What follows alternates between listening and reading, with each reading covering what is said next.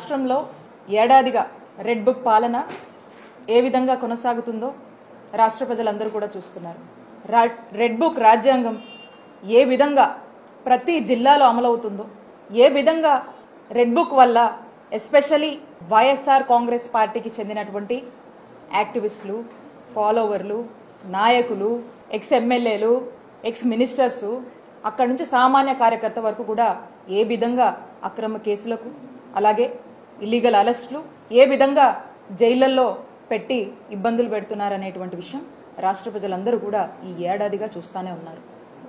మరి అలాంటిదే red book పాలనలో ఈరోజు పరాకాష్ట మన పల్నాడు జిల్లాలో మాచర్ల నియోజకవర్గంలో వెల్దుర్తి మండలం గుండ్లపాడు గ్రామానికి సంబంధించినటువంటి రెండు టీడీపీకి సంబంధించినటువంటి ఇరు వర్గాలు, అంటే రెండు వర్గాలు కూడా గుండ్లపాడు గ్రామంలో ఇద్దరు టీడీపీకి చెందినటువంటి వాళ్ళ యొక్క ఆధిపత్య పోరు వల్ల మరి ఎప్పటి నుంచో మరి వాళ్ళ మధ్య ఈ ఆధిపత్య పోరులో భాగంగా ఏం మనస్పర్ధలో ఏంటో మనము అది పక్కన పెడితే, అది చివరికి వాళ్ళ యొక్క ఆధిపత్య పోరు ఏ విధంగా కూడా ఒక డబుల్ మర్డర్కి దారితీస్తుందో జిల్లాలో ఉన్నటువంటి ప్రజలు, రాష్ట్రంలో ఉన్నటువంటి ప్రజలు చూస్తున్నారు. మరి ఈ మర్డర్కి సంబంధించి మనం చూసినట్టయితే ఏదైతే వెంకటరామయ్య అని ఉన్నారో వారు ఈ వెంకటేశ్వర వాళ్ళ పార్టీకి సంబంధించినటువంటి వెంకటేశ్వర్లు గారిని, అలాగే కోటేశ్వరరావు గారిని పెళ్లికి వెళ్ళి వస్తుండగా మరి దారిలో ఏ విధంగా చంపారు అనేటువంటి విషయం ఇక్కడ ఉన్నటువంటి ప్రజలందరికీ కూడా తెలుసు. ఆ ఇన్సిడెంట్ అయినటువంటి ఎంబటే మన జిల్లాకు సంబంధించినటువంటి ఎస్పీ గారు అక్కడికి వెళ్ళి, ఎక్కడైతే మర్డర్ జరిగిందో ఆ ప్లేస్కి వెళ్ళి అక్కడ ప్రిలిమినరీ ఎంక్వైరీ చేసి స్వయాన మన జిల్లా ఎస్పీ గారు ఏమని స్టేట్మెంట్ ఇచ్చారో ఇక్కడ ఉన్నటువంటి ప్రజలందరికీ కూడా తెలుసు. మళ్ళా కూడా నేను ఎస్పీ గారు చెప్పినటువంటి ఈ మాటని, వారి స్టేట్మెంట్ని నేను చదివి వినిపిస్తాను. చనిపోయిన వారు మరియు చంపిన వారు ఇద్దరు టీడీపీ పార్టీకి చెందిన వారే అని చెప్పి మన జిల్లా ఎస్పీ గారు ఎంబటే ప్రిలిమినరీ ఎంక్వైరీలో అక్కడికి వెళ్ళి చెప్పడం జరిగింది. అలాగే చనిపోయిన వారికి మరియు తోట చంద్రయ్య కుటుంబానికి ఎటువంటి సంబంధం లేదని చెప్పి, బంధుత్వం లేదని చెప్పి హత్య చేయడానికి గల కారణాలను పరిశీలిస్తున్నట్టుగా మన జిల్లా ఎస్పీ శ్రీనివాస్ గారు చెప్పారని స్పష్టంగా వారి యొక్క స్టేట్మెంటే నేను చెప్తా ఉన్నా. వాడి యొక్క వీడియో బయట కూడా ఉంది, మీరు చెక్ చేసుకోవచ్చు. సో స్పష్టంగా చనిపోయిన వారు మరియు చంపిన వారిద్దరు కూడా టీడీపీ పార్టీకి చెందిన వారే.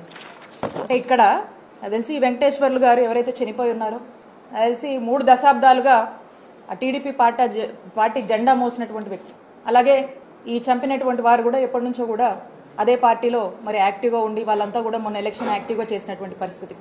మరి వీళ్ళు వాళ్ళ యొక్క ఆధిపత్య పోరులో భాగంగా హత్య దాకా వెళ్ళి దీన్ని ఏ మాత్రం కూడా సంబంధం లేనటువంటి పిన్నెల్లి రామకృష్ణారెడ్డి గారికి, వాళ్ళ బ్రదర్ పిన్నెల్లి వెంకటరామరెడ్డి గారిని మరి ఇందులో వాళ్ళకి సంబంధం ఉందని ఈ కేసులో వాళ్ళని చేర్చడం, వాళ్ళ పేర్లు ఎఫ్ఐఆర్లో నమోదు చేయడం అనేది ఎంత దారుణమో ఒకసారి చూడండి. మొదట్లో ఈ హత్యకు సంబంధించినటువంటి ఎంక్వైరీ కానీ, ఎస్పీ గారు వెళ్ళడం కానీ, వాళ్ళ ఫ్యామిలీ మెంబర్స్ కానీ, అంటే ఈ చనిపోయినటువంటి వాళ్ళ ఫ్యామిలీ మెంబర్స్ కానీ అందరూ కూడా ఇది రాజకీయ కక్షల వల్లే, టీడీపీలోనే వాళ్లకు ఉన్నటువంటి గొడవల్లో భాగంగానే ఈ హత్య జరిగిందని స్పష్టంగా అక్కడ ఉన్నటువంటి వాళ్ళ ఇంట్లో ఫ్యామిలీ మెంబర్స్ ఆడలతో సైతం చెప్పారు. అలాగే ఎస్పీ గారు కూడా అదే మాట చెప్పారు.